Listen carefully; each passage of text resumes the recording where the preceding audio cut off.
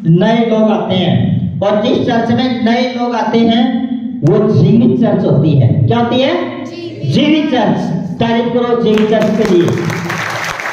जीवित चर्च का मतलब होता है जिंदे लोग, और जिस चर्च में बार बार वही लोग आ रहे हैं वो चर्च जिंदा नहीं है, आधी जिंदा है। और हमारी चर्च थोड़ी जिंदा है, क्योंकि यीशु हमारा जिंदा है।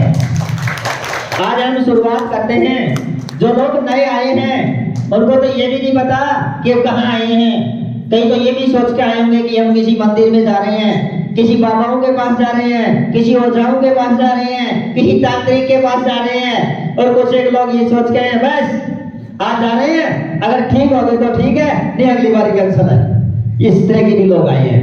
लेकिन प्रभु कहता है कि मैं आपको जीवन देने के लिए आया हूँ, बहुरात का जीवन। जो एक बार खाना खाता है उसको भूख नहीं लगती, वो है सामर्थी भोजन, परमेश्वर के वचन जो आज आपको मिलेंगे। शरीर की खुराक क्या है?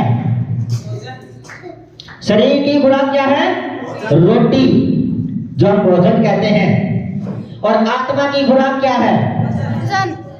जोर से बोलो, वचन। एक दूसरे का हाथ पकड़ो, लाइव दिखाओ। जो अपने पास पड़ोसी उसके हाथ पकड़ो, उसकी आंखें में आंखें मिलाओ सारे, पकड़ो एक दूसरे का हाथ। हाँ, आप पकड़ो, हाथ पकड़ो। जो पड़ोसी वही है जो आपके पास में है। हाँ, आपके पास में हाथ पकड़ो, आंखों को मिलाओ, मेरी बहनें भी मिलाओ, और कहो आज मैं जितने वचन सुनूं मेरे जीवन की रोटी होगी। मेरा जीवन कभी नरक में नहीं जाएगा। आज यीशु ने मेरा हाथ पकड़ लिया। आज के बाद मैं शैतान को, हर बीमारी को यीशु के नाम से डांटूंगा। एक दुष्ट आत्मा, एक गंदी बीमारी, एक दर्द की आत्मा, यीशु के नाम से मैं डांटती हूँ, मैं डांटता हूँ।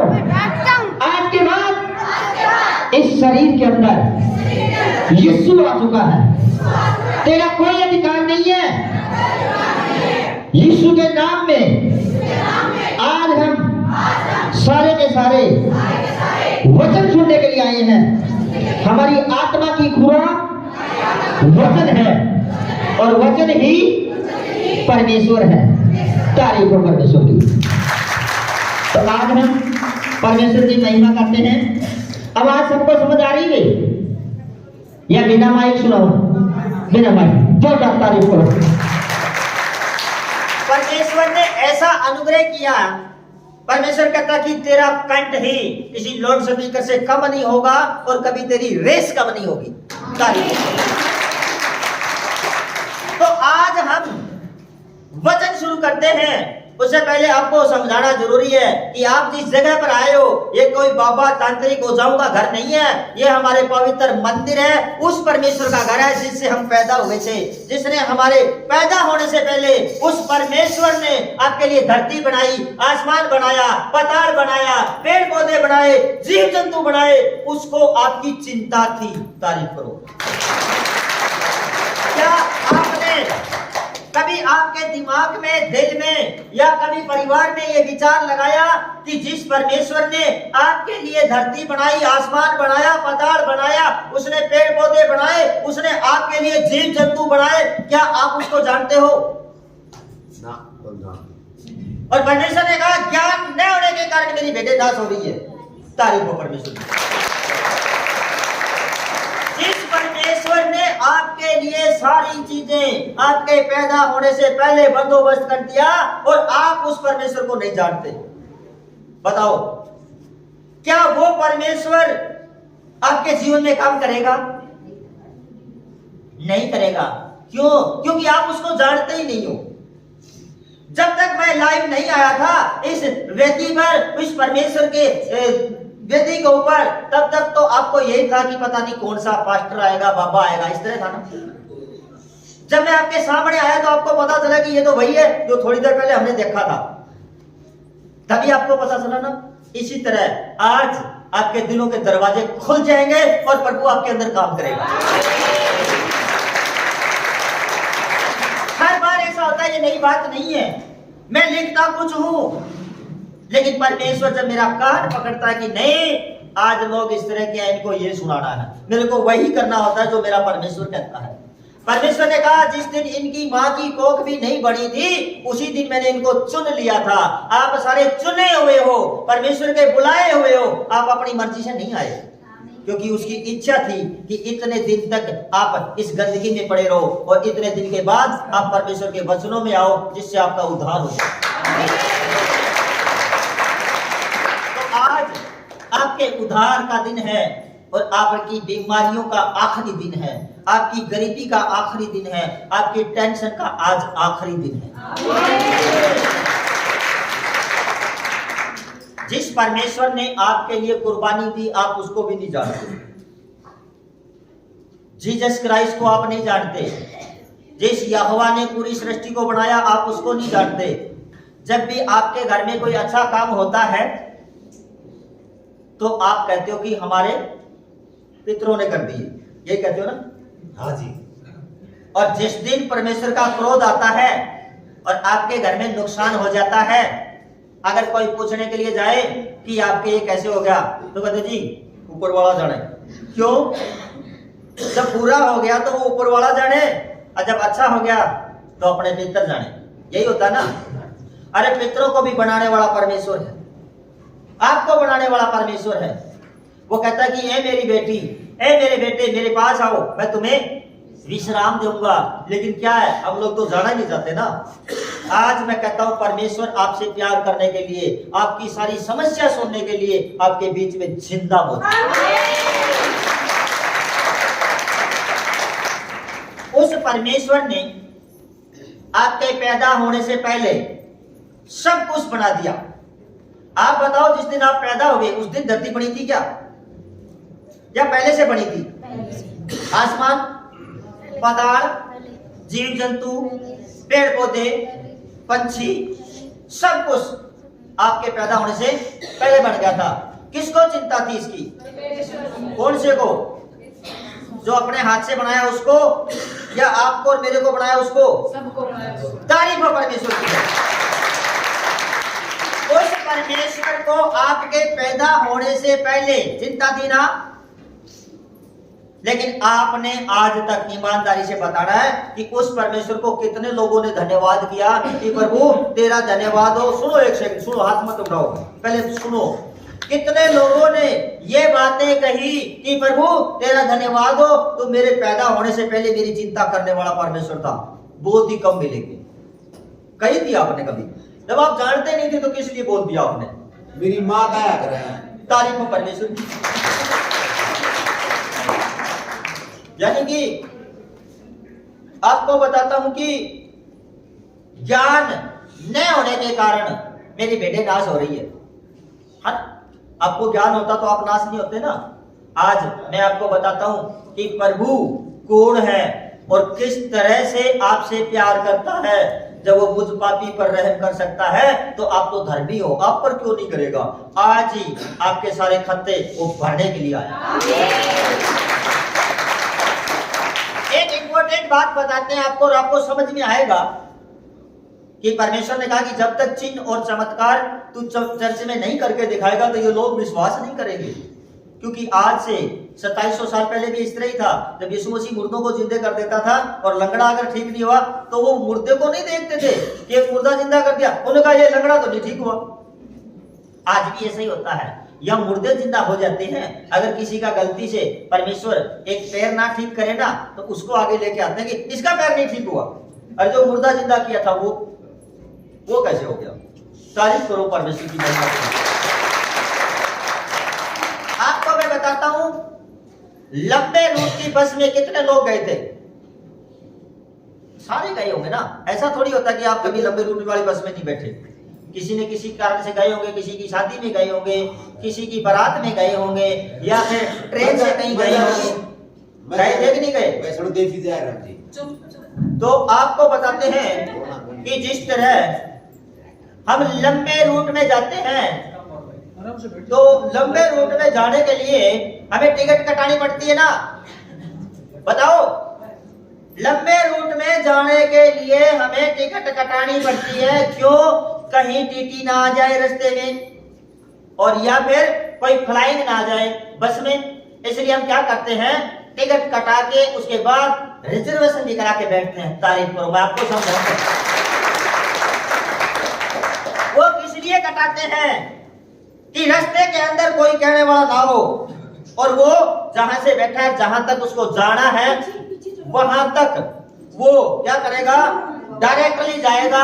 उसको कोई रोकने वाला नहीं होगा, कोई टोकने वाला नहीं होगा, क्योंकि उसके पास में क्या है, टिकट है। क्या है उसके पास? टिकट है। इसी तरह जब आप परमेश्वर में आए हो, आपको टिकट मिलेगी कि आपको स्वर्ग में जाने से कोई नहीं रोक सकता। दूसरा बताता हूं आपको, जिसको थोड़ी दूर के लिए जाना होता है, आपको समझ में आएगा, जिसको थोड़ी दूर के लिए जाना होता है ना, वो कभी टिकट नहीं लेता ना। उसको ना सीट चाहिए, वो पीछे लटक जाएगा कि यार मेरे को थोड़ी दूर के लिए जाना है। अब आप पर डिपेंड करता है कि आपको स्वर्ग तक जाना है या थोड़ी दूर के लिए जाना है। तारीफ हो परमेश्वर। अगर आपको लाइफ जिंदगी चाहिए तो परमानेंटली आना है।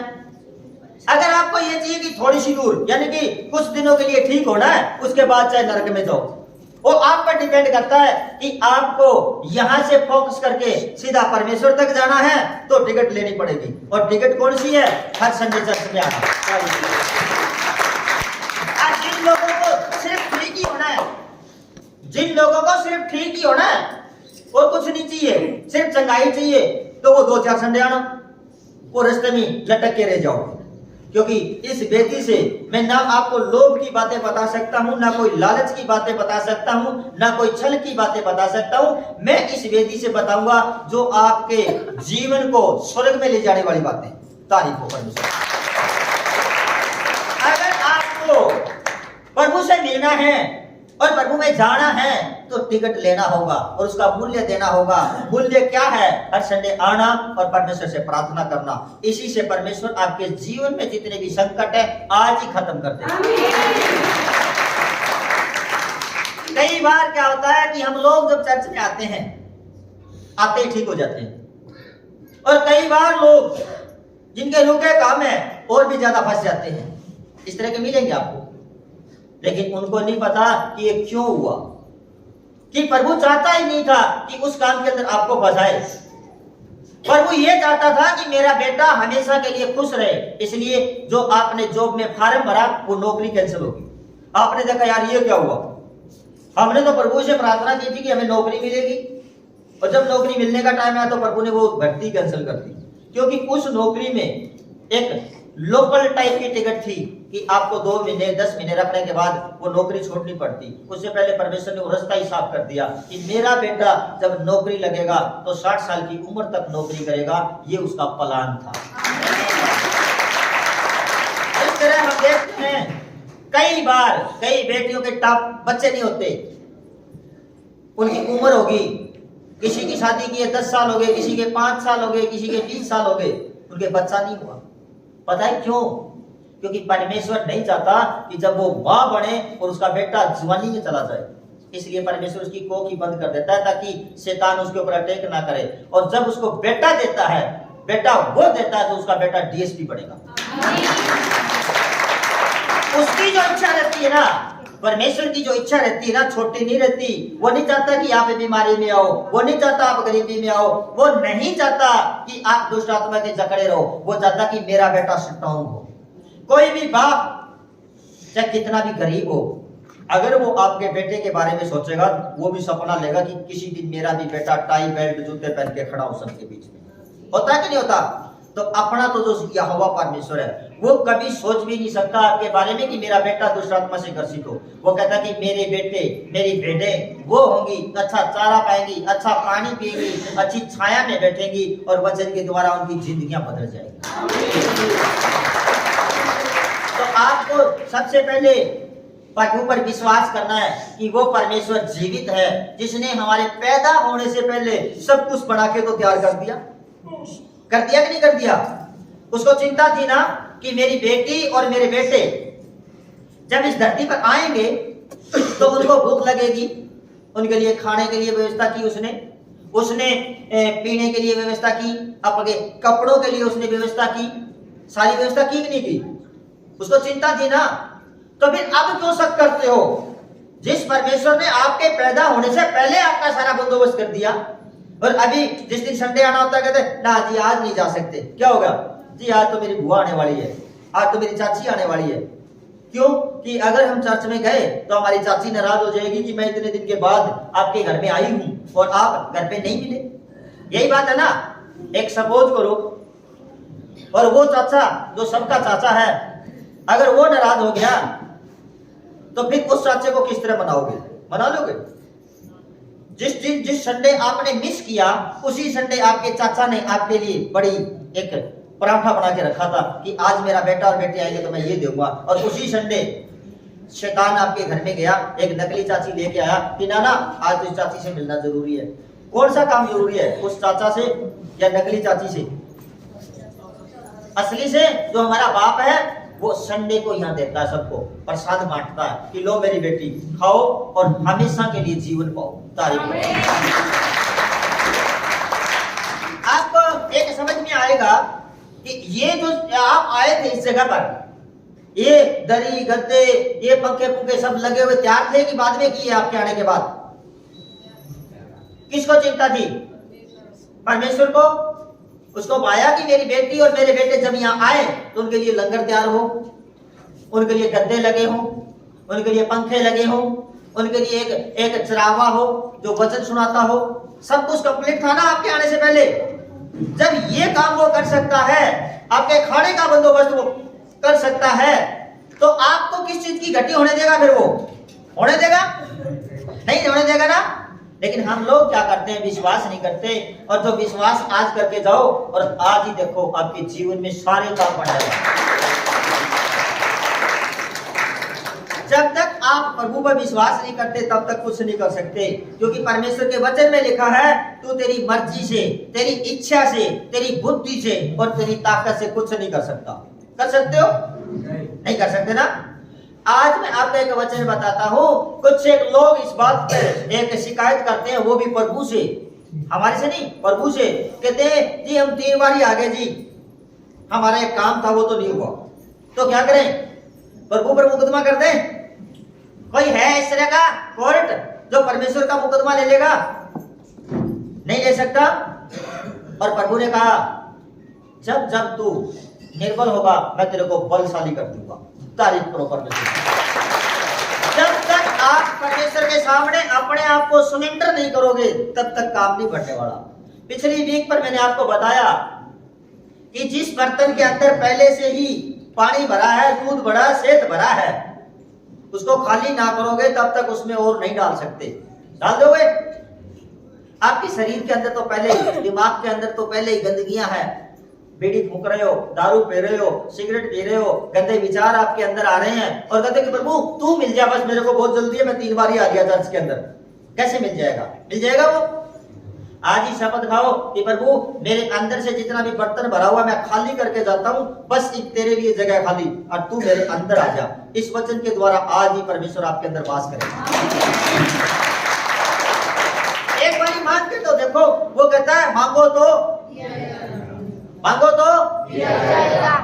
वो खुद कहता ना ये वचन कि मांगो तो दिया जाएगा। और यहाँ आने के बाद भी मेरे को लगता है आज ज्यादा नहीं 2 या 3 लोगों ने तो ये मांगा है कि नहीं यहाँ आने के बाद मिलना तो कुछ नहीं है, वो कुछ नहीं लेके जा सकते, क्योंकि परमेश्वर ने कहा मांगो तो दिया जाएगा, है ना। अगर किसी ने कहा कि हाँ यार इस जगह तो कुछ मिल सकता है, तो आज उसको सब कुछ मिल जाएगा। प्रभु अपने वचनों के द्वारा आपसे बातें करता है। कितने लोगों ने परमेश्वर की आवाज को पहचाना है? सबसे परमेश्वर बातें करता है, वो पवित्र आत्मा है। परमेश्वर को कितने लोगों ने देखा है? खाली सुना है, महसूस नहीं किया। और आज मैं जब बताऊंगा अगर हाँ वो दिन तो मेरे को भी मिला था, मेरे को भी मिला था। प्रभु आप सबको मिल चुका है। तारीफ हो परमेश्वर। परमेश्वर एक पवित्र आत्मा है। जब भी आप कोई बुरे काम करते हो तो परमेश्वर आपसे बातें करता है कि ये बेटे ये काम गलत है। फिर शैतान आता है, कोई बात नहीं कर दे। आप दोनों की आवाज सुनते हो, परमेश्वर की भी और रामेश्वर की भी। तो आपको आज के बाद परमेश्वर की आवाज सुननी है। तारीफ हो परमेश्वर की।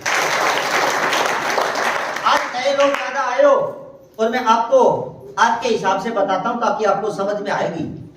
आज जब आप सुबह घर से चले तो कितने लोग शीशा देख के आए? हाँ शाबाश, हाथ खड़े करो।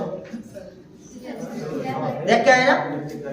सुनो, उस शिष्य ने क्या कहा आपसे? उस शिष्य ने आपसे कहा कि आप सुंदर हो, सम्राट हो, कहा ना? और उसकी आवाज आपको सुनी ना? सुनी कि नहीं सुनी? क्या शिष्य ने बोल के बताया? वो प्रभु था, उसके अंदर वो पवित्र आत्मा थी, उसने बताया कि तू सुंदर है। अगर आपके थोड़ी सी मायूसी है या फिर किसी ने मेरी तरह घर पे शेविंग की है, मुझ टेढ़ी मेढ़ी होगी ना, वो कहता नहीं नहीं अभी तू ठीक नहीं है, क्या हो गया, ये तेरी सही नहीं है। और जब हम सही करके दोबारा उसके सामने अब कैसे है, तो फिर वो आवाज आती है कि हाँ अब ओके है। तारीफ करो परमेश्वर। बात करता कि नहीं करता आपसे?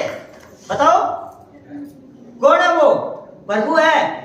आप जब भी कोई गलत काम करते हो और तो और आज मेरे भाइयों को बहुत बुरा लगना वाला, क्यों? क्योंकि कुछ एक लोग शराबी आए इस जगह पर। जब भी आप शराब पीते हो, हाथ में लेते हो ना, उसी टाइम परमेश्वर आपके अंदर आ जाता है।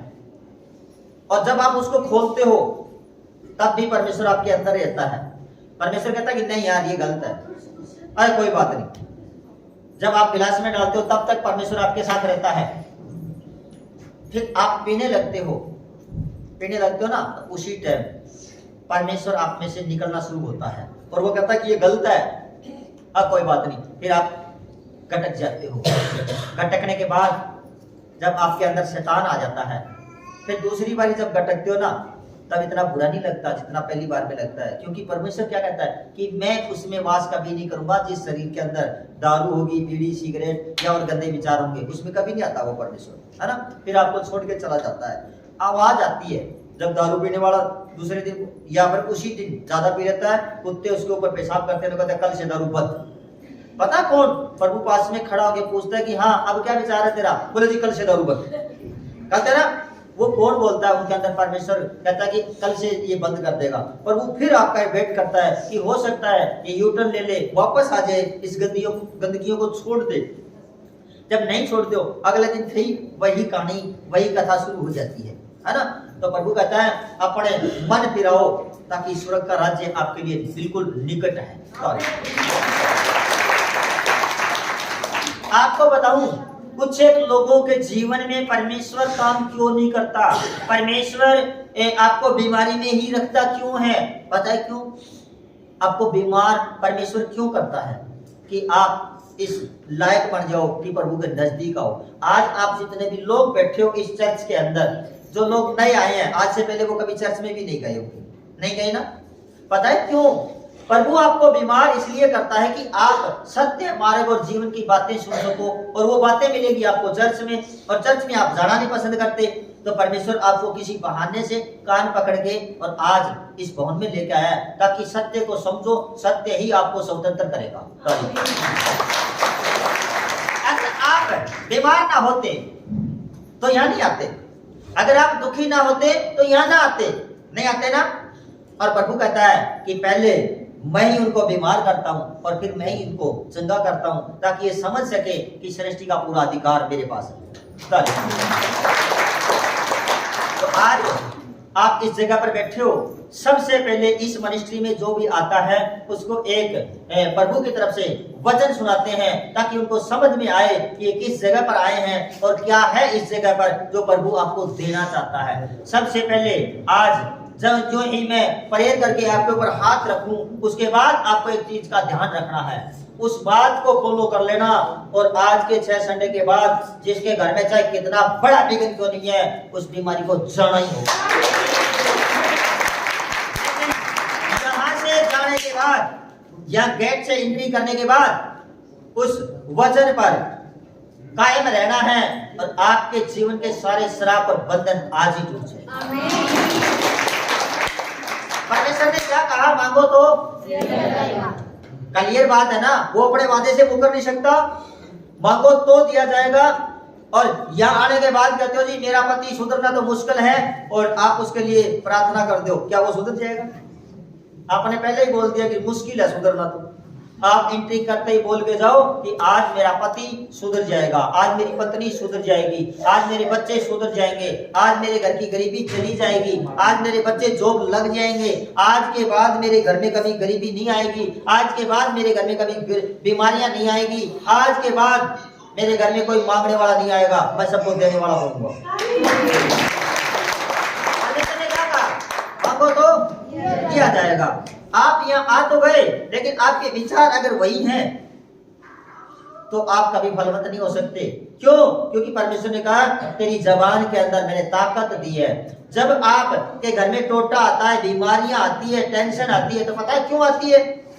शैतान आपको कभी परख नहीं सकता। वो जब तक आप मुंह से ना बोलो, आप मुंह से बोलोगे तो वो आपका नुकसान भी करेगा, अगर आपका फायदा करना तो वो फायदा भी करेगा, क्योंकि आपकी जबान में ताकत है।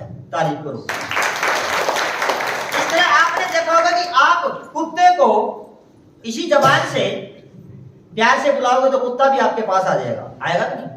और इसी जबान से अगर आप उस कुत्ते को डांटोगे तो नहीं आएगा ना, भाग जाएगा। इसी तरह आपके घर की बीमारियां, कर्जे की आत्मा और टेंशन है, अगर आप उनको डांटोगे तो वो कभी आपके जीवन में नहीं आएगी। आज के बाद आप लोगों को मैं बताता हूं, जिस तरह आपके बच्चे जवान हो गए, उनकी शादियां नहीं हो रही, उनके बच्चे नहीं हो रहे, उनको जॉब नहीं मिल रही, अगर कोई आपको आके पूछता है कि आपका बच्चा कैसे है, जॉब लग गया? ना जी, उसने क्या लगना, 2-4 साल बाद रिटायरमेंट हो जाएगा, वैसी उम्र हो जाएगी उसकी, वो जिंदगी में कभी नहीं लगेगा। और जिसने ये बोल दिया कि बस मेरा बेटा बस अगले महीने नौकरी पर लग जाएगा, अगर वो यही बोलती रही तो उसका बेटा अगले महीने की 7 तारीख को क्योंकि प्रभु कहता है कि जिस तरह का तू बोलेगा उसी तरह का तेरे पास में दान और वरदान है। मैं जिस दिन प्रभु में आया और प्रभु ने मेरे को बताया कि सारी ताकत तेरी जबान में है, मैंने कहा प्रभु फिर ये लोग इतने इतने घुटने टेकते हैं, वो क्या है? बोले वो मेरे से मिलने की ताकत है। मेरे को उसी दिन ज्ञान हो गया। मैंने कहा परमेश्वर फिर तो मेरे पास में 2 पावर होगी, तेरे से भी मिल सकता हूँ और मैं लोगों का भला भी कर सकता हूँ। उसी दिन से शुरू कर दिया। मैं जो बोलता हूँ आज आपको गवाही भी दिलाऊंगा कि जो बोल दिया मेरे प्रभु की तरफ से वो होता है, चाहे वो मुर्दे हो और भी जिंदा हो। आज मैं आपको बताता हूँ आपके पास पैसे है या नहीं है। अगर कोई मांगने के लिए आपके घर पे आए तो आपको ये नहीं करना कि हम तो आप ही पहले ब्याज भर रहे हैं, फिर आपका ब्याज कभी खत्म नहीं होगा। आज के बाद आपको ये बोलना है, चाहे आपको नहीं देने ना, तो ये बोलना कि हमारे घर का एक रिकॉर्ड बना लिया, हम हर महीने ना 2 लाख रुपए बैंक में जमा करवा के आते हैं ताकि हमारी पूंजी इकट्ठी हो जाए। बस अभी थोड़ी देर पहले हम जमा करा के आए हैं। याद रखना 1 साल के अंदर आप हर महीने 2 लाख रुपए जमा कराने वाले हो जाओगे। आप लोग क्या करते हो? आप लोग कोई मांगने के लिए आता है, ना जी हमारे तो पहले से ही कर्जा है, हम भी खुद ब्याज भर रहे हैं, उनका ब्याज कभी नहीं उतरेगा। क्यों? क्योंकि वो मांग रहे हैं और परमेश्वर ने कहा मांगो तो दिया जाएगा। और कुछ एक लोग यहाँ आके मांगते हैं, किस चीज के लिए? कहते हैं जी एक काम करो जी, मैंने पिछली वीक पर भी बताया, जो लोग नए हैं उनके समझ में आना जरूरी है। वो आके ये बोलते हैं हमारा बिजनेस बंद पड़ा है, पास्टर जी प्रार्थना करो। ठीक है, प्रार्थना कर दी। प्रार्थना करने के बाद उनका बिजनेस चल गया, खूब चल गया, और बिजनेस चल गया, पैसे आ गए, और पैसे आने के बाद क्या हुआ? उनके बच्चे बीमार हो गए। वो पैसे कमाई हो रही है और डॉक्टरों के जा रहे हैं। उन्होंने क्या मांगा था? सिर्फ बिजनेस। प्रभु कहता मांगो तो वो कभी नहीं वो कर सकता। वो एक जैसा है, दिन को भी रात को भी, ना वो सोता है ना कभी वो ऊँघता है। वो हमारा जीवित परमेश्वर है। उसने कहा तू जो मांगेगा मैं तेरे को दूंगा। उसने वादा किया है और वादे से वो इनकार कभी नहीं कर सकता। कुछ एक लोग यहाँ आके मांगते हैं, क्या कहते जी मेरे बेटा नहीं है, 10 साल हो गए, 15 साल हो गए, बस इतना कर दो मेरी नाम धराई दूर हो जाए और चाहे लड़की हो जाए। यही मांगते हो ना? नहीं मांगना आज के बाद इस तरह से। जब आप इस तरह से मांगते हो तो शैतान सुनता है और आपकी पूरी कर देता वो बात, और परमेश्वर को नहीं दे पाता जो उसको देना है। फिर आपके लड़का हो गया जी, लड़का विकलांग पैदा हो गया, फिर आके पास्टर से बोलते हो, पास्टर जी आपने तो कहा था कि बच्चा हो जाएगा, क्या नहीं हुआ? नहीं, हो तो गया, लेकिन वो काना है, वो लंगड़ा है। आपने मांगा था ना, किस रीति से मांगते हो? आपने कहा सिर्फ बेटा हो जाए, मेरी नाम दराई दूर हो जाए। परमेश्वर कहता कि मैं उसी दिन तेरे को वो बेटा देने वाला था जो एसपी बनता। लेकिन आप लोगों को मांगना नहीं आता, और जिनको मांगना आता है वो आज ही झोलियां भर के लेके जाओगे। आप जब भी परमेश्वर में आते हो इस रीति से मांगो कि प्रभु मेरे को बेटा चाहिए, लेकिन मेरे लिए नहीं, तेरी महिमा के लिए चाहिए। बेटा मेरे को वो दे जो सरकारी कर्मचारी हो, उसके साथ में 4 बॉडीगार्ड हो, 10 गाड़ियां हो, फिर हम एक बस भर के तेरी चर्च में लेके आ सकते। बताओ, अगर वो आपके बेटा पैदा हुआ, सरकारी जॉब अगर नहीं भी लगा तो कोई मंत्री बनेगा, और मंत्री के साथ में सिक्योरिटी गार्ड होंगे, और उसके पीछे एक बस भर के आएगी जो परमेश्वर की महिमा बढ़ेगी। इस तरह से मांगो। अब आके मांगते हो, हाँ प्रभु जी बस मैं 200-400 का काम करता हूँ, एक मेरे को दुकान मिल जाए, बस 1000 रुपए मिलने लग जाएंगे। क्यों मांगते हो इस तरह? वो कहता कि मैं देता हूँ, और मांगोगे तब देता हूँ। तो उससे कहो कि प्रभु मेरे को इस तरह का बना कि मैं 3 गज तो नहीं, 500 गज जगह हर महीने दे के जाऊं। तारीफ हो परमेश्वर। अब 500 गज जगह के लिए वो आपको 50,000 गज जगह देगा, तभी तो दशमांश दोगे ना। प्रभु कहता कि तू मांग और मैं तेरी पूरी करूंगा। क्यों? क्योंकि तेरी जबान में मैंने ताकत दी है। क्या आपने कभी देखा एक ही जबान से शराब और एक से आशीष मिलती है ना? परमेश्वर कहता कि दोनों यूज नहीं करनी है। क्या आपने कभी देखा नलके के पानी से कभी खारा या कभी मीठा, 2 तरह के पानी आते हैं? नहीं आते ना, एक ही तरह का आता है। इसी तरह परमेश्वर कहता कि आप किसी के आशीष के कारण बढ़ो, किसी के शराब के बंधन मत लगाओ उन पर। तारीफ करो परमेश्वर। तो आज मैं आपको बताता हूं, मांगो तो दिया जाएगा। आज कितने लोग हो जो सिर्फ चंगाइयां पाने के लिए आए हो, ठीक होने के लिए आए हो? हाथ खड़े करो। हाँ, शाबाश शाबाश, जोरदार तारीफ करो परमेश्वर। हाँ देखो भाई, अपने ईमानदारी से हाथ खड़े करने। जो लोग आज ठीक होने के लिए आए हैं, सिर्फ ठीक होने के लिए, हाथ खड़े करो। हाँ शाबाश, ठीक है, ओके। अब एक बात बताओ, अगर प्रभु ना ठीक करे तो क्या करोगे उसका? क्या कर दोगे आप उसका? अब एक बात बताता हूं मैं आपको, सत्य मार्ग और जीवन प्रभु ने कहा मैं हूं। सत्य को बचानो तो सत्य आपको स्वतंत्र कर देगा। आप ठीक होने के लिए आए हो, अभी तो मैंने बताया। आप ठीक होने के लिए क्यों आए हो? आप सिर्फ ये बोलो कि प्रभु मैं बीमार रहूं, चाहे मैं गरीबी में रहूं, चाहे मैं टोटे में रहूं, चाहे मैं टेंशन में रहूं, लेकिन तू मेरे साथ रहना। अब जब वो आपके साथ रहेगा तो ये सारी बीमारियां आपके पैरों के नीचे आ जाएंगी। हम जब बाइबल में देखते हैं तो इसमें अय्यूब का एक बड़ा योगदान रहा है छापने के लिए। उसकी बीवी खत्म होगी, उसके बच्चे खत्म हो गए, उसकी फैक्ट्रियां खत्म होगी, उसके ऊंट गधे घोड़े सब खत्म हो गए, बच्चे तक खत्म हो गए, उसकी रानियां तक चली गई। फिर भी अय्यूब कहता कि प्रभु तेरा धन्यवाद हो। क्या हो? धन्यवाद हो। तो आज आप चाहे बीमारी में है, चाहे गरीबी में है, चाहे लाचारी में है, प्रभु का धन्यवाद करना और देखना ये सारी चीजें आपके घर से आज ही चली जाए। एक बात बताओ, मैं आपकी भाषा में बताता हूँ, आपको मेरे बच्चों से मिलना जरूरी है या मेरे से मिलना जरूरी है? आपसे। अगर मैं मिल गया तो मेरे बच्चों से मिलने की क्या जरूरत है? जब मैं आपको कुछ देना चाहूं, क्या मेरे बच्चे इनकार कर सकते हैं? तो आप प्रभु से मिलने के लिए क्यों नहीं आए? आप ठीक होने के लिए आए हो। आप कहो कि हम प्रभु से मिलने के लिए आए हैं। कहो जोर से, हम प्रभु से मिलने के लिए आए हैं। प्रभु ने कहा, परमेश्वर ने एक बात कही कि तू सब कुछ छोड़ के और मेरे पीछे हो ले। और जिस दिन मैं मिल गया, सृष्टि की, उसने पृथ्वी की नहीं कहा, सृष्टि की जितनी भी चीजें हैं ये सब तेरे पीछे पीछे तेरे घर तक आ जाएंगे। सपोज करो एक का बाप सिपाही है और एक का बाप थानेदार है और एक का बाप है प्रधानमंत्री। अगर प्रधानमंत्री से मिलना है तो पहले आपको सिपाही के पास फिर थानेदार के पास में ही जाना होगा उस तक मिलने के लिए। अगर वो प्रधानमंत्री आके सीधा आपके घर पे खाना खाता है तो क्या आपको उस थानेदार की जरूरत रहेगी? सिपाही की जरूरत रहेगी? आज प्रभु खुद कहता है कि जो मेरा विश्वास करके मेरे को मांगते हैं, मैं उनके घरों में जाऊंगा और उनको किसी बिचौले की जरूरत ही नहीं है। और मैंने कहा कि आप सारी चीजों को छोड़ के और प्रभु को पहला स्थान दो। उसको बोलो कि प्रभु मैं चाहे मरूं, जीऊं, टोटे में रहूं, गरीबी में रहूं, लेकिन तू मेरे साथ रहना। अगर वो आपके साथ है ना, तो आपके घर में कभी गरीबी आ सकती है, ना बीमारी आ सकती है, ना कोई टेंशन आ सकती है। आप हर चीजों से मुक्त हो जाओगे, क्योंकि राजा के घर में कभी किसी चीज की कमी नहीं होती। तो आज आपको ये बोल के जाना है कि मेरी सारी बीमारियां, सारी टेंशन, सारी गरीबी आज ही खत्म होगी, आज ही खत्म हो जाएगी। वो परमेश्वर ने कहा मांगो तो दिया जाएगा, बिना मांगे नहीं मिलेगा। आप जब यहाँ आते हो और मांगते नहीं हो तो मिलता भी नहीं है।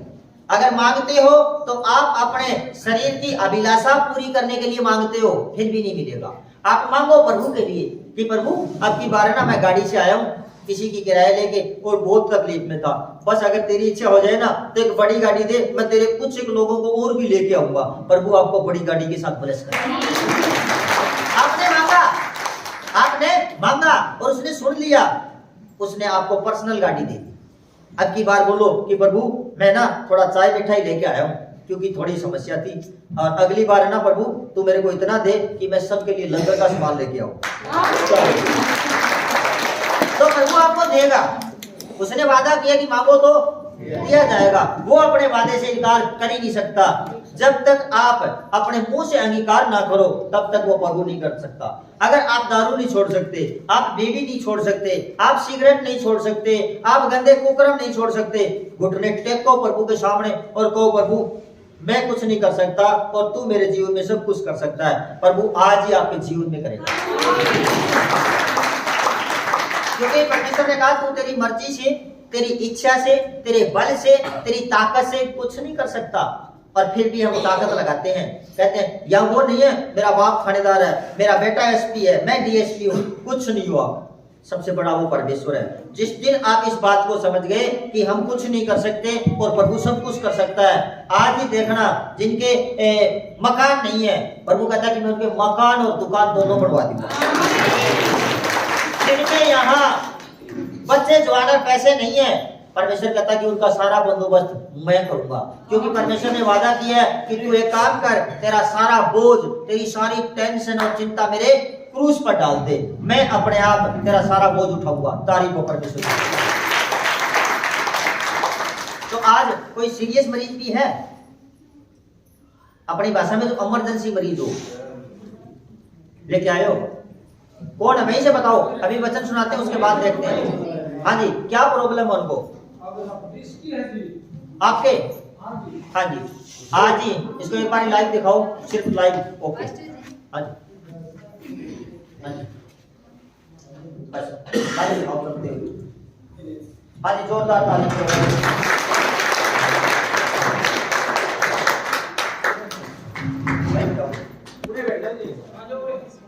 तो हम वचन देखते हैं बेटों के काम 9:1 से। और शाऊल जो अब तक प्रभु के चेलों को धमकाने और घात करने की धुन में था, महायाजक के पास गया और उससे दमिश्क की आराधनालयों के नाम पर इस अभिप्राय की चिट्ठियां मांगी कि क्या पुरुष क्या स्त्री जिन्हें वह इस पथ पर पाए उन्हें बांधकर यरूशलेम में ले आए। जोरदार तारीफ करो। शाऊल जो था वो मसीह का विरोधी था, जिस तरह आज भी है ना मसीह के विरोधी। शाऊल मसीह का विरोधी था। उसको महायाजकों की तरफ से क्या दिया गया? एक अधिकार दिया गया कि जिस तरह आज आधार कार्ड नहीं होते कि चेक करो जितने मसीह में है उन सबको पकड़ के लेके आओ, इसको यह अधिकार दिया गया कि, और उसने दमिश्क की आराधनालयों के नाम पर अभिप्राय की चिट्ठियां मांगी कि क्या पुरुष क्या स्त्री जिन्हें वह इस पंथ पर पाए उन्हें बांधकर यरूशलेम में ले आए। परंतु चलते चलते जब वह दमिश्क के निकट पहुंचा तो एकाएक आकाश से उसके चारों ओर ज्योति चमकी। तारीफ करो, आज भी आपके जिंदगी में एक ज्योति चमके। परंतु चलते चलते जब वह दमिश्क के निकट पहुंचा तो एकाएक आकाश से उसके चारों ओर एक ज्योति चमकी और वह भूमि पर गिर पड़ा। यह शब्द सुना कि हे साउल तू मुझे क्यों सताता है। तारीफ करो परमेश्वर की। उसने पूछा, हे प्रभु तू कौन है? उसने कहा, मैं यीशु हूं जिसे तू सताता है। तारीफ करो। जो लोग आपको सताते हैं, आपके अंदर जो पवित्र आत्मा परमेश्वर की, वो प्रभु कहता कि वो मेरे को सताते हैं। परंतु अब उठकर नगर में जा और जो कुछ करना है वह तुम्हें तुझसे कहा जाएगा। जो मनुष्य उसके साथ थे वे चुपचाप रह गए, क्योंकि शब्द तो सुनते थे परंतु किसी को देखने को न थे। तब शाऊल भूमि पर से उठा, परंतु जब आंखें खोली तो उसे कुछ दिखाई न दिया। वे उसका हाथ पकड़ के दमिश्क में ले गए। तारीफ करो परमेश्वर की। शाऊल कोई एक मामूली नहीं है, शाऊल एक राजा है। और शाऊल उसकी क्या ड्यूटी थी कि वो मसीह लोगों को सताता था, जहां भी मिलते उनको मारता, उनको मोट के घाट में उतार देता और उनको पकड़ता, बांधता। इसकी ड्यूटी थी। जब वो दमिश्क के यहाँ जा रहा था तो उसने क्या देखा कि चारों तरफ से एकाएक स्वर्ग से एक ज्योति प्रकट हुई और वो आग इस तरह की ज्योति थी कि उसको दिखाई देना बंद हो गया। और उसी जगह एक प्रभु का आवाज सुनाई दिया। उसमें इसको ये सुना कि ए शाऊल तू मुझे क्यों सताता है। जो उसके साथ थे उन सबको सुना, लेकिन स्वार्थ वालों को कुछ दिखाई नहीं दिया, खाली उनको सुनाई दिया। तब उसने कहा कि हे प्रभु तू कौन है? तो उसने कहा, मैं यीशु हूं जिसे तू सताता है। और ऐसा करने से वो क्या हो गया? चुपचाप रह गए, क्योंकि शब्द तो सुनते थे परंतु किसी को देखते न थे। तब शाऊल भूमि पर से उठा, परंतु आंखें खोली तो उसे कुछ दिखाई न दिया। आज आपके जितने भी दुश्मन हैं, उनको नहीं पता कि आप किस जगह जाके आए हो। जितने भी आपके दुश्मन हैं, आपके अंदर जितनी बुराइयां हैं, आज प्रभु ने खत्म कर दी और वो आपके अंदर कोई बुराई नहीं देखने पाएंगे।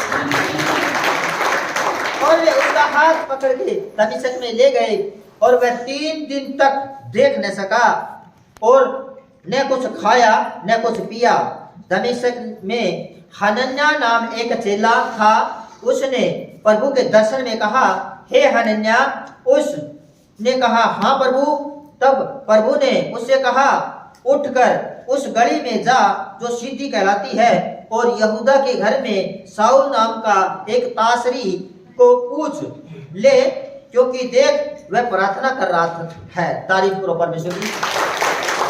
अब प्रभु ने उस शाऊल से अंधा कर दिया शाऊल को और उसको कहा कि तब शाऊल भूमि पर से उठा, परंतु जब उसने आंखें खोली तो उसको कुछ दिखाई नहीं दिया। तब प्रभु ने एक वचन के द्वारा उस दिखाई नहीं दिया, उसका हाथ पकड़ के दमिश्क में ले गए और वह 3 दिन तक न तो कुछ उसने खाया न उसने कुछ पिया और न उसको दिखाई दिया। दमिश्क में हनन्याह नाम का एक चेला था जो प्रभु यीशु पर विश्वास करता था, उसका चेला था। उससे प्रभु ने दर्शन में कहा, उसको एक सपना आता है, एक दिखाई देना, एक परमेश्वर के साथ में बातें करना। हे हनन्याह। उसने कहा, हाँ प्रभु। तब प्रभु ने उससे कहा कि उठकर उस गली में जा जो सीधी कहलाती है। वहां एक मोहल्ला है, उसके अंदर एक गली है। प्रभु ने उस हनन्याह को बताया कि उस गली में जा और उस गली जो सीधी कहलाती है उस गली के अंदर तू जा और यहूदा के घर में शाऊल नाम का एक तारसी को पूछ ले, क्योंकि देख वह प्रार्थना कर रहा है। और वो क्या करने के लिए जा रहा था? यीशु मसीह के जो लोग थे उनको पकड़ने के लिए जा रहा था। रास्ते में एक जब उसने एक ज्योति देखी, वो अंधा हो गया और अंधा होने के बाद जब वो 3 दिन तक ना उसने कुछ खाया ना उसने कुछ पिया, तब प्रभु ने हनन्याह को दर्शन देके कहा कि तू जा और वो सीधी तारसी गली में पूछ ले, क्योंकि वह 3 दिन से प्रार्थना कर रहा है। और उसने हनन्याह नाम एक पुरुष को भीतर आते और अपने ऊपर आते देखा है। तारीफ करो परमेश्वर की। ताकि फिर से दृष्टि पाए। परमेश्वर ने कहा कि जब तू उसके लिए प्रार्थना करेगा तो वो दोबारा देखने लगेगा। आप घर पे जाके ट्राई करना, जिनकी आंखों की रोशनी कम है, इसी मीटिंग को आप सुनना, आपके आंखों की रोशनी आ जाएगी। हनन्याह ने उत्तर दिया कि हे प्रभु, मैंने इस मनुष्य के विषय में बहुतों से सुना है कि इसने यरूशलेम में तेरे पवित्र लोगों के साथ बड़ी बड़ी बुराइयां की है। तारीफ करो। जब शाऊल को हनन्याह ने देखा कि प्रभु इसको मैं ठीक करूं, ये तो मेरा विरोधी है, ये तेरे लोगों को सताता है। परमेश्वर ने क्या कहा? प्रभु मैंने इन मनुष्यों के विषय में तो बहुतों से सुना है कि इसने यरूशलेम में तेरे पवित्र लोगों के साथ बड़ी बड़ी बुराइयां की है, और यहां भी इसको महायाजकों की ओर से अधिकार मिला है कि जो लोग तेरा नाम लेते हैं उन सबको बांध ले। क्या हुआ? जब वो हनन्याह गया, आगे जाके देखता है कि ये तो वो शाऊल है जो मसीह लोगों को सताता है, और इसको प्रभु ने दंड दे दिया, ये अंधा हो गया। तो उसने प्रभु से कहा कि प्रभु ये काम मैं नहीं करूंगा। क्यों? क्योंकि ये तेरे लोगों को ना बहुत सताता है, इसने बहुत लोगों को मारा भी है। और उसने प्रभु से बताया कि प्रभु इसको अभी भी महायाजकों की तरफ से छूट मिली है कि जो जो लोग तेरा नाम लेते हैं उनको पकड़ के और बांध के लेके आए। तारीफ करो परमेश्वर की ओर से अधिकार मिला है कि जो लोग तेरा नाम लेते हैं उन सबको बांध ले। परंतु प्रभु ने उससे कहा कि तू चला जा, क्योंकि ये तो अन्य जातियों और राजाओं और इस्राएलियों के सामने मेरा नाम प्रकट करने के लिए मेरा चुना हुआ पात्र है। तारीफ करो। इस तरह से आज मैं आपको बताता हूं, जो लोग मसीह पर नफरत करते हैं आप उनके साथ में प्यार करो, क्योंकि वो परमेश्वर का सुसमाचार सुनाने के लिए आपकी सहायता करेंगे। आप नहीं जानते कि प्रभु ने उनको क्यों चुना है ना? जिस तरह शाऊल के जीवन में हम देखते हैं, परमेश्वर कहता है कि तू इसको जा प्रार्थना कर, लेकिन ये तो मेरा चुना हुआ जन है, मेरा चुना हुआ पात्र है, और मैं उसे बताऊंगा कि मेरे नाम के लिए उसे कैसा कैसा दुख उठाना पड़ेगा। किसको? शाऊल को, कि उसको किस तरह का दुख उठाना पड़ेगा जो मेरी कलीसिया को खराब करता है, उनको बांधता है, उनको सताता है। उसको आज तक नहीं पता कि तेरे को कितना दुख उठाना पड़ेगा। तब हनन्याह उठकर उस घर में गया और उस पर अपना हाथ रखकर कहा, हे भाई शाऊल, प्रभु अर्थात यीशु जो उस रास्ते में जिससे तू आया है तुझे दिखाई दिया था, उसी ने मुझे भेजा है कि तू फिर दृष्टि पाए और पवित्र आत्मा से परिपूर्ण हो जाए। तारीफ करो परमेश्वर। अब हनन्याह गया उस घर में जिस घर में शाऊल अंधा पड़ा हुआ है, और जाके उसके सिर के ऊपर हाथ रख के कहता है कि ए शाऊल, जिस रास्ते में तेरे को प्रभु मिला, तेरे से बातें की, उसी परमेश्वर ने मेरे को भेजा है कि मैं तेरे ऊपर हाथ रख के प्रार्थना करूं, जिससे कि तू फिर से देखने लगे और पवित्र आत्मा से परिपूर्ण हो जाए। वही वचन के द्वारा मैं आज आपके ऊपर हाथ रखता हूं, और जो ऑनलाइन देख रहे हैं उनके ऊपर भी मैं हाथ रखता हूं।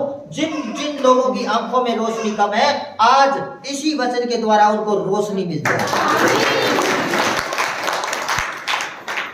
और तुरंत उसकी आंखों से छिलके से गिरे और वह देखने लगा। उठकर बपतिस्मा लिया, फिर भोजन करके बल पाया।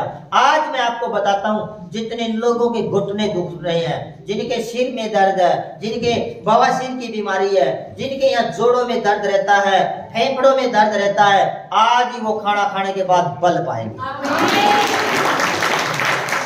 और वह कई दिन तक उन चेलों के साथ रहा जो दमिश्क में थे, और वह तुरंत आराधनालयों में यीशु का प्रचार करने लगा कि परमेश्वर का पुत्र है। और सब सुनने वाले चकित होकर कहने लगे, क्या वही व्यक्ति नहीं जो यरूशलेम में उन्हें जो इस नाम को लेते थे नाश करता था? यहाँ भी इसीलिए आया था कि उन्हें बांध कर महायाजकों के पास ले आए। तारीफ करो परमेश्वर की। इस तरह मैं एक लाइव बताता हूं आज भी आए हैं वो भाई साहब जो आपके लिए कड्डी तैयार कर रहे हैं। इसको किसी ने बताया कि अगर आप चर्च में गए तो वहां आपको धर्म परिवर्तन करना पड़ेगा, आपके देवी देवता छोड़ने पड़ेंगे, ये करना पड़ेगा, वो करना पड़ेगा। इतना उनके जीवन में जहर भर दिया। लेकिन हुआ क्या, जब उसने मेरे से बातें की और प्रभु का उसके ऊपर अनुग्रह हुआ तो उसको बताया कि तेरे को कुछ नहीं छोड़ना है, तेरी गरीबी, बीमारी और टेंशन को छोड़ना है। क्या ये भी तेरे को चाहिए? बोलो जी ना, ये नहीं चाहिए। तो अगर यहाँ तो सिर्फ आपको नया जीवन मिलता है, तो उसने उसी टाइम गाड़ी रुकाई और वो आया। और जिस तरह ये साउल है ये चेंज हुआ, उसी तरह आज वो भी आपके लिए लंगर का सामान सारा घर से लेकर आया और आपके लिए खाना तैयार कर रहा है। आपको भी इस तरह के लोग मिल सकते हैं कि आप जब चर्च में जाते हो, आप तो हिंदू समाज से हो, आप ये है वो है, ये करना पड़ेगा, वो यहाँ कुछ नहीं करना, आपको कुछ नहीं छोड़ना, आपको आपका पुराना जीवन छोड़ना है। जो आपके अंदर गंदगियां हैं इनको निकालना है, आपके अंदर बीमारियां इनको निकालना है, आपके घर में गरीबी है उनको निकालनी है, ताकि आप नया जीवन पा सको और बहुयात का जीवन पाओ। यही तो उसके साथ हुआ। और फिर आपको भी लोग बोलेंगे, क्या ये वही नहीं जो चारपाई में पड़े रहते थे, बीमार थे, गरीबी में थे, आज इनके पास भी लग्जरियां गाड़ी है। तारीफ करो परमेश्वर, क्योंकि परमेश्वर देने वाला परमेश्वर है। उसने लिखा, लोग देख के क्या कहते थे, और वह तुरंत आराधनालयों में यीशु का प्रचार करने लगा। तब आप भी जाके कहोगे, भाई हम गए थे सतीश कुमार मिनिस्ट्री में, हमें ये चंगाई मिली, हम मर रहे थे, हमें छुड़ाने के लिए यीशु आया, हमारे पास नौकरी नहीं थी, हमें यीशु मसीह ने हाथ पकड़ा, हमारे पास मकान नहीं थे, हमें यीशु मसीह ने दिया, हम बीमार थे, उसने हमें चंगा किया। वो किसी का धर्म जाति नहीं बदलता, वो सिर्फ आपका दिल बदलता है और आपको वो रास्ता कैंसिल करता है जो नरक की तरफ जाता है, आपको वो अपने यहाँ साथ स्वर्ग में लेने के लिए आया। तो लोग आपको भी कहेंगे, जिस तरह इसको कहने लगे, क्या वही व्यक्ति नहीं जो यरूशलेम में उन्हें जो इस नाम लेते थे उनका नाश करता था, और यहाँ भी इसीलिए आया था कि उन्हें बांधकर महायाजकों के पास ले जाए। उसकी ड्यूटी थी कि जो भी यीशु का नाम ले उसको मारना, पीटना और उसको सताना। लेकिन जिस दिन उसको ज्ञान हुआ कि यीशु ही परमेश्वर है, उसी दिन से उसने प्रभु को अपना पिता स्वीकार किया, बपतिस्मा लिया और नया जीवन लिया। तब लोग देख के उसको कहने लगे, ये तो वही है जो मसीह के लोगों को नाश करने के लिए यहाँ भी आया था। परंतु साउल और भी सामर्थी होता गया। आज के बाद आप रोज ताकतवर होते जाओगे। इस बात का प्रमाण देकर कि मसीह यही है। दमिश्क के रहने वाले यहूदियों का मुंह बंद करता रहा जब बहुत दिन बीत गए तो यहूदियों ने मिलकर उसके मार डालने की युक्ति निकाली, परंतु उनकी युक्ति साउल को मालूम हो गई। वे तो उसके मार डालने के लिए रात और दिन फाटकों पर लगे रहते थे। क्या होता है, जब तक आप किसी के जीवन बचाने का कारण नहीं बनते तो आपको कोई नहीं कहता। एक बात बताऊं आपकी भाषा में, ताकि आपको समझ में आएगा। आप एक काम करना, किसी मोहल्ले में जाना कि यार एक वो आदमी है जिसको मैं मारने के लिए आया हूँ, उसने ना मेरे साथ में बहुत गलत किया है। आपको उसके घर तक ले जाएंगे, पकड़ के ले जाएंगे कि नहीं ले जाएंगे, वो शैतान की तरफ से होता है। और आप जाके बोलो कि भाई साहब आप उसका घर बता के आओ, उसको नौकरी लगी है और हमारे यहाँ नौकरी करेगा, तो आप क्या करोगे पता है? मैं प्रभु वालों की बात नहीं करता, अन्य जातियों वालों की बात करता हूँ। वो कहेंगे ना जी उसको क्या लगाना है, मेरा भाई पढ़ा लिखा है, वो तो वैसे ही बेकार है, उसने तो कल ही उसके पास रेप का केस था। यानी कि उसके दिमाग में आपको गंदगी डालनी होती है कि ये कामयाब ना हो जाए। वो शैतान की तरफ से होता है। और जो परमेश्वर की तरफ से होते हैं ना, वो कहते हैं हाँ जी आओ मैं लेके चलता हूँ। क्यों? क्योंकि उनके अंदर परमेश्वर का आत्मा वास करता है। तो आज के बाद आपके पड़ोस में अगर किसी की तरक्की होती है तो प्रभु का धन्यवाद करना है। इतना धन्यवाद करना है कि उनके परिवार वालों को अपने घर बुला के चाय पिलानी है। परमेश्वर कहता है कि जब तक तू दूसरों का भला करे ना, तब तक तेरा भला नहीं हो सकता। आपको अपने परिवार में अगर कोई नौकरी लगता है ना, तो उनके सामने तो कहते हो हाँ जी मौज होगी जी, आपका बेटा थानेदार लग गया। बाद में जाकर इससे क्या फायदा, हमारा लगता तो होता ना, जलन है वो। अगर आपका बेटा ठीक हो गया और आप पड़ोसी में किसी के घर गए, उनका भी बेटा बीमार है, तो आप अगर उनको बताने के लिए गए भी हमारा बेटा तो ठीक हो गया, बिल्कुल आजाद हो गया, हाँ ठीक है प्रभु काम करता है, अच्छी बात है, उसके जाते ही कहते हैं ला मेरा मर भैसक जाए, मैं तो यीशु मसीह में नहीं जाऊंगी, उनके जीवन में कभी उद्धार नहीं आएगा। अगर वही बेटी खड़ी होकर कहती है कि अगर तेरे बेटे को यीशु ने बचाया तो मैं और मेरा पूरा खानदान यीशु में जाएंगे और उसकी महिमा करेंगे, उसके घर में भंडार भर देगा वो परमेश्वर। परमेश्वर कहता कि जब तक तू सबके सामने मेरे को प्रकट ना करेगा मैं तेरे जीवन में कभी काम नहीं करूंगा।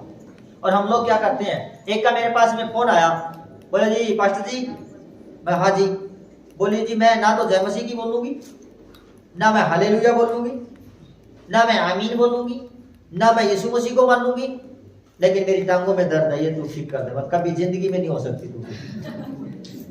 क्या हो जाएगी है? आप यहाँ हो, आप आके कहते हो कि ना जी मैं पास्टर जी आपको पास्टर नहीं मानता, आपको एक साधारण आदमी मानता हूं, और ना मैं उन्नति को लेऊंगा, ठीक है, और ना मैं चर्च से खाना खाऊंगा, ठीक है, और ना मैं कभी प्रभु को मानूंगा, तो फिर यहाँ आए किसी लिए क्या प्रभु कर देगा है? परमेश्वर ने एक वचन के द्वारा कहा कि देखो मैंने तुम्हें सांप और बिच्छुओं को रौंदने का, शत्रुओं की सारी सामर्थ पर अधिकार दिया है। लेकिन किसको दिया अधिकार? जो परमेश्वर को मानते हैं। जिसने अधिकार दिया उसको जो मानते हैं उस वही ये सब कुछ कर सकते हैं। परमेश्वर ने कहा कि मैं अंश अंश करके तेरे को बढ़ाऊंगा। उसने कहीं नहीं लिखा कि मैं आते ही तेरे को लॉटरी लगा दूंगा, नहीं लिखा ना। एक भाई साहब का फोन आया, कहते जी मास्टर जी मैंने देखा आप चमत्कार बहुत ज्यादा करते हो और आपके लिए कोई बड़ी बात नहीं है, आप 3 नंबर दिल्ली वाले बता दो, मैं चर्च अकेला ही बना दूंगा। समझ पा रहे हो? इस तरह के लोभी लालची अगर आप हो तो यहां मत आना। हमारा परमेश्वर सट्टे नहीं देता, हमारा परमेश्वर जीवन के सट्टे देता है। जो आपकी जिंदगी फैल होगी ना उसको उठा के स्वर्ग तक ले जाने के लिए। मैंने कहा भाई साहब एक बात बताओ, अगर आप सट्टा आने के बाद ये करोगे तो हमारा प्रभु इस पैसों से भी इनकार करता है, मत आना, यहाँ सट्टे नहीं मिलते, यहाँ जीवन के सट्टे मिलते हैं। जो जीवन आप खत्म कर चुके हो वो 100 गुना फलवत आज ही हो जाएगा। परंतु रात के उसके चेलों ने उसे लेकर टोकरे में उठाया और सरपना पर से लटका कर उतार दिया। यरूशलेम में पहुंचकर उसने चेलों के साथ मिल जाने का उपाय किया, परंतु सब उससे डरते थे क्योंकि उनको प्रतीति न होता था कि वह भी हमारा चेला है। जिस तरह रोज जो आपका विरोध करता हो और वो एक दिन आपके बीच में आके कहे कि मैं भी यीशु मसीह को मानता हूं, तो क्या आप विश्वास कर लोगे? जल्दी से नहीं होता ना। इसी तरह साउल के साथ में भी हुआ, वो उनके चेले डरते थे कि नहीं यार ये मरवा सकता है, परंतु बरनबास उसे अपने साथ प्रेरितों के पास ले जाकर उनसे कहा कि इसने इससे बातें की, फिर दमिश्क में इसके कैसे हियाव से यीशु का नाम प्रचार किया। वह उनके साथ यरूशलेम में आता जाता रहा और निधड़क होकर प्रभु के नाम से प्रचार करता था और यूनानी भाषा बोलने वाले यहूदियों के साथ बातचीत और वाद विवाद करता था, परंतु उसके मार डालने का यत्न करने लगे। ये जानकर भाई उसे कैसरिया में ले गए और तीतुस को भेज दिया। सो सारे यहूदियों और गलील सामरिया में कलीसिया को चैन मिला और उसकी उन्नति होती गई और वह प्रभु के साथ और पवित्र आत्मा की शांति में चलती और बढ़ती जाती थी। तारीफ करो। आज के बाद आप परमेश्वर में हमेशा बढ़ते जाओगे, बढ़ते ही जाओगे। और ऐसा हुआ कि पतरस हर जगह फिरता हुआ पवित्र लोगों के पास भी पहुंचता और लुद्दा में रहते थे।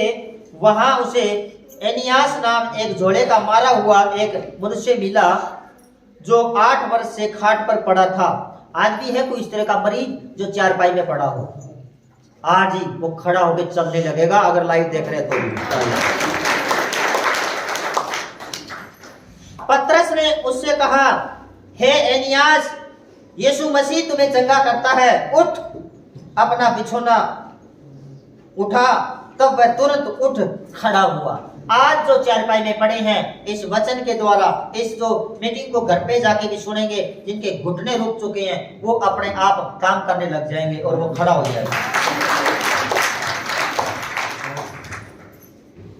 और लुद्दा और शारोन के सब रहने वाले उसे देखकर प्रभु की ओर फिरे। आप जब यहाँ से तैयार हो जाओगे तब आपको देख के लोग भी इस साइड फिरेंगे, ताकि उनको भी विश्वास होगा कि यीशु मसीह जीवित परमेश्वर है। तारीफ करो उसकी। याफा में तबीता अर्थात दोरकास नाम एक विश्वासनी रहती थी। वह बहुतरे भले भले काम और दान किया करती थी। उन्हीं दिनों में वह बीमार होकर मर गई। ये कौन है? ये याफा तबीबा अर्थात दोरकाना नाम की एक विश्वासनी स्त्री है, जो बहुतरे भले भले दान करती है और काम भी भले करती है। उन्हीं दिनों में वह बीमार होकर क्या हुआ? मर गई। और उन्होंने उसे नहलाकर अटारी पर रख दिया। नवा के हम अर्थी पर नहीं रखते हैं, इस तरह उन्होंने अटारी पर रख दिया। और इसलिए कि लुद्दा याफा के निकट था। चेलों ने यह सुनकर कि पतरस वहां है, दो मनुष्य भेजकर उसने विनती की, हमारे पास आने में देर न कर। आज मैं प्रभु से विनती करता हूं कि जितने लोग यहाँ बैठे हैं वो भी आने में देर ना करे, अभी आ जाए आपके बीच में।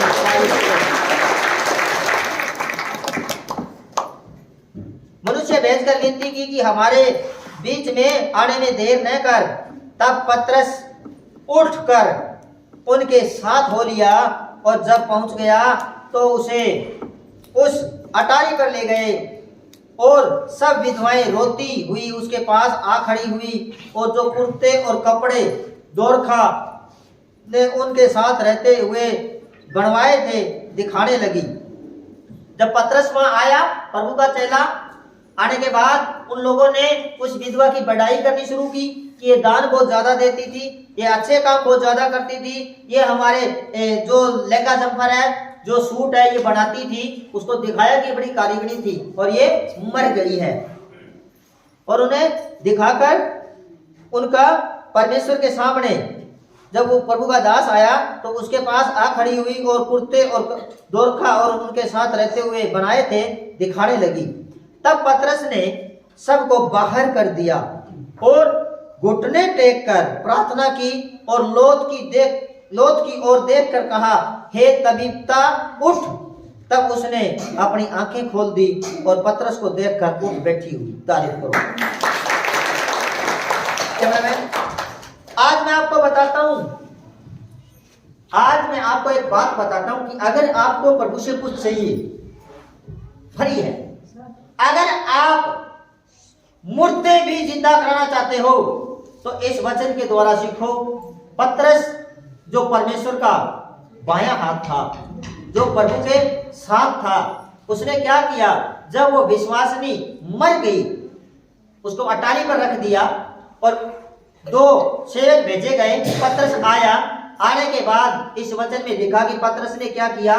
घुटने टेक कर प्रार्थना की। क्या किया?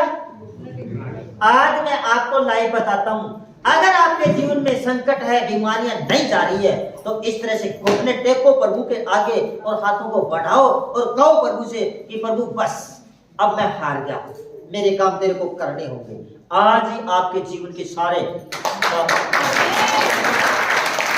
जब हम इसमें देखते हैं कि उसके पास अटारी पर ले गए, सब विधवाएं रोती और उसके पास आ खड़ी हुई। हम रोते हुए तो आते हैं परमेश्वर के पास, आते हैं ना? यही यहां हुआ। और जो वो उसकी कारीगरी थी उसको वो दिखाने लगे। तब पतरस ने सबको बाहर कर दिया। आज भी मैं आपको बताता हूं, जब आप घर में जाओ सबको बाहर कर देना, एकांत में जाना, रसोई में जाना, बैठ जाना, प्रभु के आगे घुटने टेकना, जिस तरह पतरस ने टेक दिए। तब पतरस ने सबको बाहर निकाल कर दिया और घुटने टेक कर प्रार्थना की और लोथ की ओर देखकर कहा, हे तबीता उठ। तब उसने अपनी आंखें खोल दी और पतरस को देखकर उसने बैठी खड़ी हो गई। तारीफ। आज मैं मैं आपको कहता हूँ, आज घर पे जाना, घुटने टेकना, प्रार्थना करना। अगर आपके बेटे के जीवन में कोई बीमारी है तो उसकी तरफ हाथ करना, अगर आपके पति की तरफ कोई बीमारी है तो उसकी तरफ हाथ करना और बोलना प्रभु से कि प्रभु तेरे नाम से मैं प्रार्थना करती हूँ, प्रभु मैं तेरे नाम से प्रार्थना करता हूँ कि आज ये मेरी प्रार्थना आपने सुन ली। सदैव नहीं करना, उसी टाइम आपकी प्रार्थना सुन ली जाए।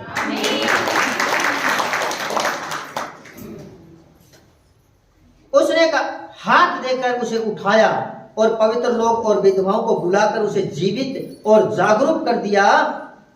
यह बात सारे याफा में फैल गई और बहुतों ने प्रभु पर विश्वास किया।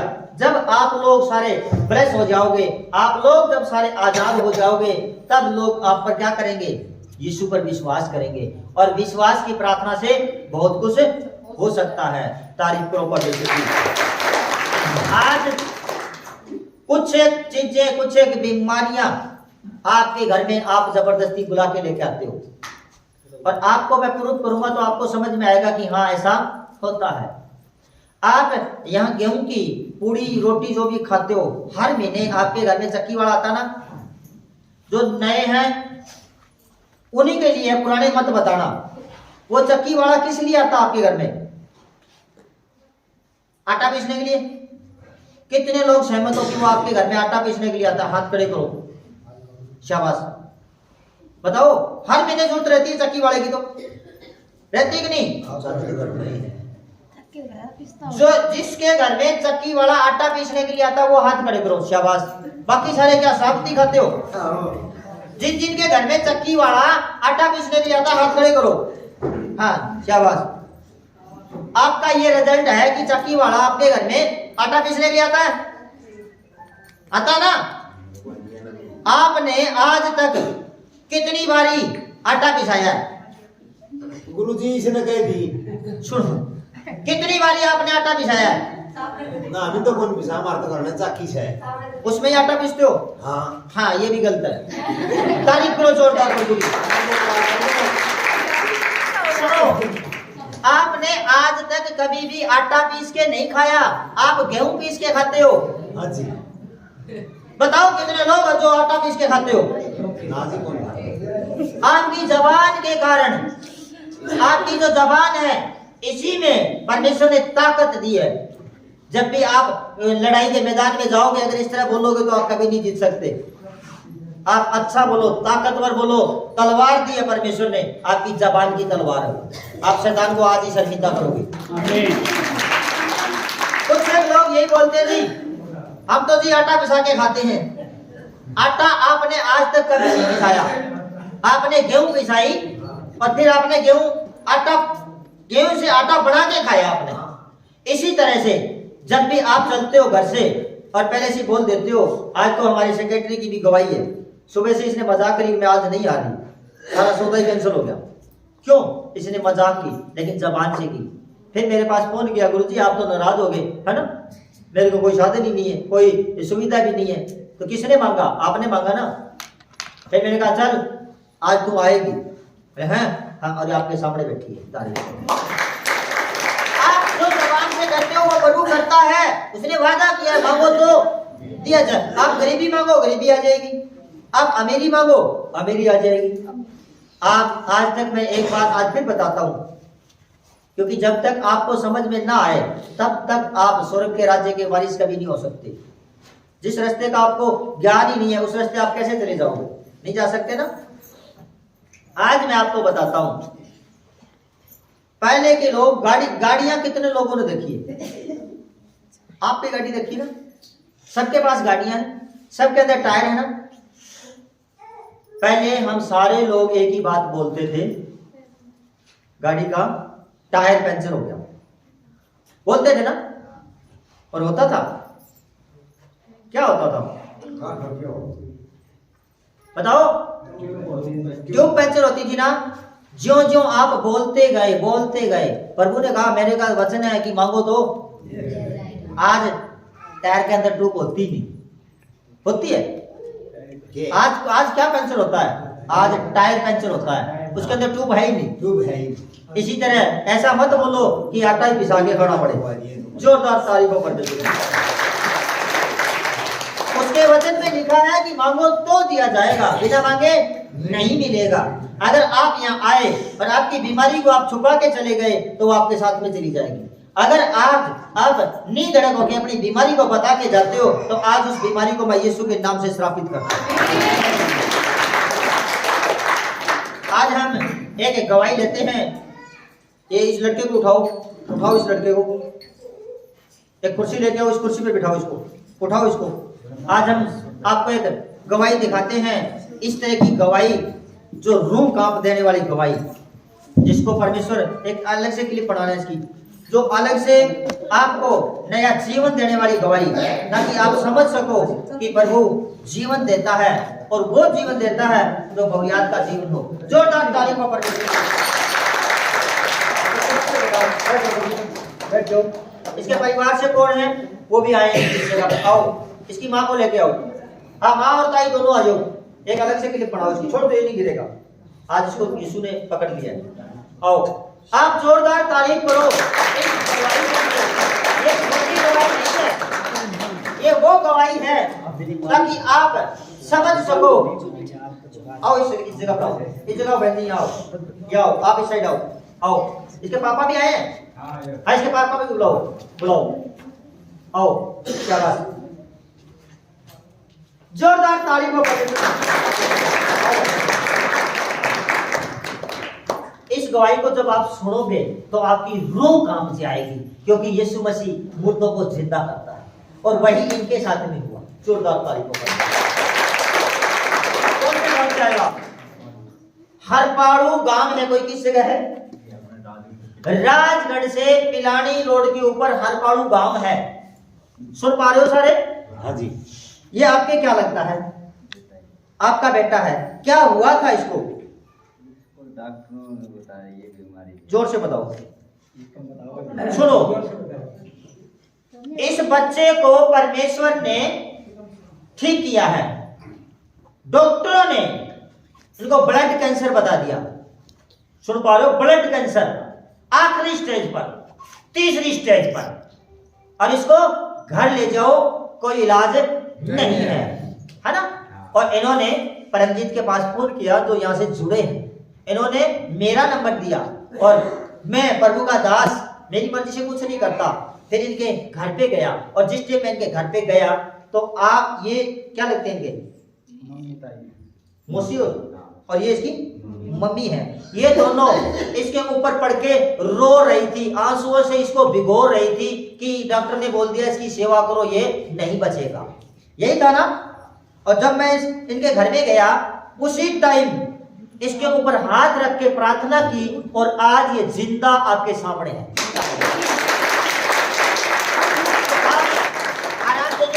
जोर से तारीफ करके बताओ कि लोगों को पता चले कि इस मिनिस्ट्री में आने से आपको कितने बड़े ओहदे मिलते हैं।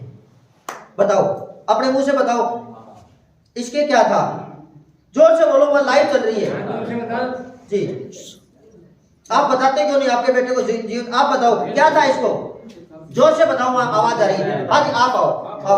आप क्या लगते हो इसके? ये इसके ताऊ हैं। आप मेरे को कितने दिन से जानते हो? आपको तो मान लो शायद मंगलवार के दिन गए थे। हाँ, यहाँ पहली बार आए हो? पहली बार। जोरदार तारीफ करो। ये आपका बेटा है, इसको क्या प्रॉब्लम थी? प्रॉब्लम थी पहले तो इसको बुखार आई थी, प्लेटों वाली बुखार आई थी जी। मैंने फिर ले गया इसको चिड़ावा भर्ती किया। चिड़ावा कोई गांव है राजस्थान में, वहां इसको भर्ती करवाया जी। फिर उसके बाद में बीकानेर भर्ती करवाया। चिड़ावा वालों ने क्या जवाब दे दिया? हाँ, चिड़ावा में जवाब देने के बाद ये लेके गए इसको बीकानेर, पीबीएम में। हाँ, पीबीएम हॉस्पिटल में इसको लेके गए जी। फिर उसमें भी उन्होंने भी जवाब दे दिया। वहां से भी जवाब मिल गया, पीबीएम हॉस्पिटल से भी इसको ले जाओ। फिर कहाँ ले गए? जयपुर ले गए। सुन पा रहे हो? तीसरा हॉस्पिटल जयपुर ले गए इसको। जयपुर में जाने के बाद क्या हुआ? जयपुर 20 दिन होने के बाद में अचानक डॉक्टर बोले भैया हमारे बस की बात है नहीं। उन्होंने भी हाथ खड़े कर दिए, जयपुर वाले ने भी हाथ खड़े कर दिए। फिर आप इसको घर पे ले आए। उसके बाद फिर आपने क्या किया?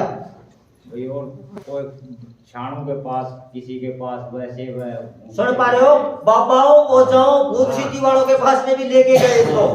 अच्छा, फिर आपने मेरे पास कॉल किया। हाँ, रात को मैंने इस फोन पर ही प्रेयर करी, कितना आराम मिला। ये बिल्कुल सोया और कुछ खाया भी नहीं। तारीफ करो प्रेयर करने के बाद ये रोटी भी खाने लग गया और नींद भी आराम से आ गई। फिर मैं आपके घर पे गया और इसके ऊपर लैंड प्रेयर किया। उसी वक्त जब इसकी माँ और इसकी मौसी और ताई सब रो रहे थे, आंसुओं से इसको भिगो रहे थे, ये आज वो वीडियो लेते हो, वीडियो क्लिप दिखाओ। उसी टाइम ये 2 लीटर का डोलू पानी लेके चलने लग गया। और आज भी इसको चलाते, लेकिन इसके यहाँ एक टिक्का लगाने से पका हुआ था, आज वो फूट गई है। अगले संडे इसको बाल्टी लेके सबके सामने लाइव दिखाएंगे। अब आप लोग क्या समझते हो कि परमेश्वर जीवित है, काम करता है? आपसे कितने पैसे लिए? कई लोग कहते हैं कि सतीश को घर पे जब बुलाते हो तो ये हजारों रुपए की डिमांड करता है। आपने मेरे को कितने रुपए दिए? कोई पैसा नहीं। तारीफ करो जोरदार। यहाँ जितना मिलता है प्रभु की तरफ से है और वो देने वाला है, आप कुछ नहीं दे सकते। अगर आपके बेटे के लिए मैं 2 लाख रुपए मांगता तो क्या आप बंदोबस्त नहीं करते? लेकिन वो पैसे से कुछ नहीं होता, मेरा प्रभु जिंदा करने वाला है। इस बेटे को ब्लड कैंसर बता दिया, आपके लिए बड़ी बीमारी है, और मेरा प्रभु कहता है ब्लड कैंसर कुछ नहीं होता। इस तरह हाथ रख देना और इनके परिवार से ब्लड कैंसर चला जाएगा। ये आपके सामने दवाई दे रहे हैं। कितने दिन से बीमार था ये? 6 महीने के लगभग। कितने पैसे लगा दिए आपने इस पर? 2 लाख। सुन पा रहे हो? 2 लाख रुपए। और गरीब आदमी है, और प्रभु ने आज इसको नया जीवन दिया है और हमेशा के लिए इनके घर के ऊपर प्रभुता करता रहेगा। तो लोग आपके गांव से इस बच्चे को देख रहे हैं, लाइव भी चल रहा है, तो उनसे क्या बोलते हो? इस जगह पर आना चाहिए, मैं तो ये बोलूंगा, जुड़ना चाहिए। कोई फेक चीज तो नहीं है? कोई वैसे पैसे पूछे देके तो नहीं दे दी कोई? ओरिजिनल चीज है, प्रभु काम करता है। और आप शराब पीते थे, और जिस दिन मैं आपके घर पे गया उसके बाद शराब पी आपने? तारीफ करो जोरदार। हमारा परमेश्वर चारों तरफ से ब्लेस करता है, वो शराब भी छुड़ाता है, गंदी आत्माएं आपके अंदर वो भी जाती है, घर की गरीबी भी जाती है। और आज आप सारे खुश हो? आप खुश हो गुड़िया? हाँ जी, आपका बेटा कितने खुश हो? पूरे खुश हो? जोरदार तारीफ करो। आज परिवार के लिए प्रार्थना करता हूँ, इनकी गरीबी और इनके ऊपर जितने भी शराब और बंधन है वो यीशु की ताकत से तोड़। यानी कि प्रभु महान है और वो सृष्टि का मालिक है और वो देने वाला परमेश्वर है। अपने आप खड़ा हो जाएगा। आप जोरदार तारीफ करो।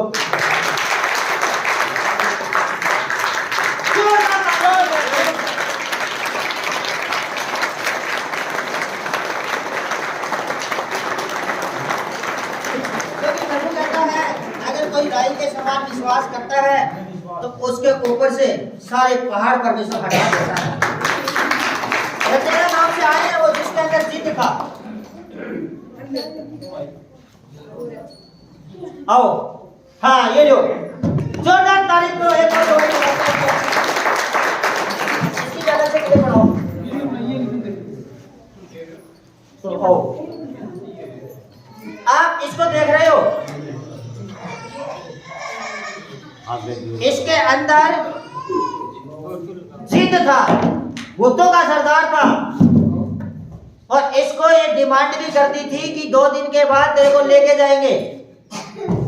और उस टाइम मैं प्रेयर रूम में प्रार्थना कर रहा था, मैं कहा मेरे प्रभु से बड़ा कोई जिद नहीं हो सकता, वो जिदों का बाप है। मैंने फोन किया और मैंने प्रेयर की। उसी घड़ी इसका पापा भी आया, आज इसके पापा ने उसी घड़ी इसको नींद आ गई और वो जिंद पता नहीं विदेश में भाग गया। मैं इनके घर पे गया और इसके मुंह से सुनते हैं कि इनके घर में जाने के बाद इनको कैसे नया जीवन मिला। जोरदार तारीफ करो। आज कौन से गांव से आप? ये रतेरा गांव से है। आपने मेरे पास कॉल किया था, क्या प्रॉब्लम थी आपको? शाम को जब आपने फोन किया,